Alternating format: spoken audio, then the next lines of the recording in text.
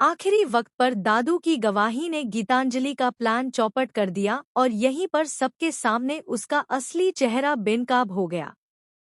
दोस्तों, सीरियल यह रिश्ता क्या कहलाता है के अपकमिंग ट्रैक में अब कहानी अपने सबसे बड़े मोड़ पर आ खड़ी हुई है। जहां हर कोई मान चुका था कि अभीरा ही दोषी है, वहीं दादू की एंट्री ने पूरा खेल ही बदल दिया। कहानी की शुरुआत होती है उस सीन से जब तानिया पूरे आत्मविश्वास के साथ गवाही देती है और सारा इल्जाम अभीरा पर डाल देती है। उसकी झूठी बातें सुनकर कोर्ट में मौजूद लोग भी मान जाते हैं कि शायद सच यही है। क्रिश भी उसके साथ खड़ा होता है और अपने झूठे सबूतों से केस को और उलझा देता है। अरमान के सारे तर्क और दलीलें कमजोर पड़ने लगती हैं। उसकी आंखों में बेचैनी साफ झलकती है क्योंकि उसके पास अभीरा की बेगुनाही साबित करने के लिए कोई ठोस सबूत नहीं होता। अरमान रात दिन एक कर चुका था। हर गलिनुक्कड़ पर उसने सुराग तलाशे थे, लेकिन हर बार उसे मायूसी ही हाथ लगी। उसकी आंखों के सामने अभीरा का चेहरा घूम रहा था, जो बार बार कहती रही, मैं बेगुनाह हूँ अरमान, मुझ पर यकीन करो।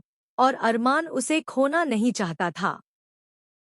कोर्ट रूम में तनाव इतना बढ़ चुका था कि जैसे ही जज साहब फैसला सुनाने के लिए आगे बढ़ते हैं, तभी अचानक कोर्ट के दरवाजे खुलते हैं और दादू की एंट्री होती है। उनकी आवाज गूंजती है, रुकिए जज साहब, फैसला अभी नहीं हो सकता। पूरा माहौल एकदम बदल जाता है। सबकी नजरें दादू पर टिक जाती हैं। अरमान हक्का बक्का रह जाता है और पूछ बैठता है, दादू, आप यहाँ इस हालत में? दादू शांत लेकिन दृढ़ स्वर में कहते हैं, मुझे जो कहना है वह मैं गवाही बॉक्स में जाकर ही कहूँगा। उनकी आवाज में ऐसा वजन होता है कि कोर्ट का माहौल पूरी तरह थम जाता है। गीतांजलि के चेहरे का रंग उड़ जाता है। उसकी आंखों में डर साफ झलकने लगता है। गवाही बॉक्स में जाकर दादू कहना शुरू करते हैं, गीतांजलि, वह लड़की जिसे मैंने अपने खून पसीने से पाला। माँ बाप के बिना इसे कभी कमी ना लगे, इसलिए मैं पिता भी बना और माँ भी। लेकिन अफसोस, मेरी परवरिश में कोई कमी रह गई क्योंकि आज यह मेरे सामने खड़ी है एक हत्यारी बनकर। पूरा कोर्ट रूम सन्नाटे में डूब जाता है। गीतांजलि चीखकर कहती है, दादू झूठ बोल रहे हैं, मैं बेगुनाह हूँ। लेकिन दादू की आंखों से आंसू बहते हुए भी उनकी आवाज पत्थर की तरह कठोर होती है। वह बताते हैं कि शादी के बाद जब गीतांजलि घर लौटी थी, तो उसके बैग से एक अजीब सी दवा मिली। पूछने पर उसने इसे मामूली कहकर टाल दिया। लेकिन दादू का दिल मानने को तैयार नहीं था। उन्होंने दवा की जांच करवाई और सच सामने आया, वह दवा जानलेवा थी।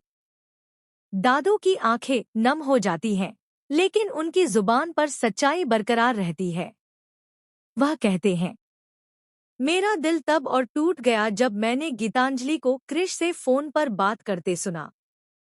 वह अरमान की गैरमौजूदगी पर सवाल कर रही थी और क्रिश ने कहा था कि अंशुमान की मौत हो चुकी है और अरमान अभीरा को बचाने में फंसा हुआ है।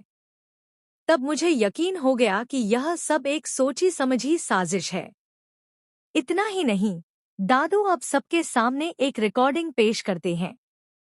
जैसे ही वह रिकॉर्डिंग कोर्ट में बजाई जाती है, गीतांजलि की आवाज गूंजती है, अंशुमान को रास्ते से हटाना ही होगा, तभी हम मायरा को अपने पास रख पाएंगे। इस रिकॉर्डिंग को सुनकर कोर्ट में बैठे हर इंसान के होश उड़ जाते हैं। पूरा हॉल खामोश हो जाता है।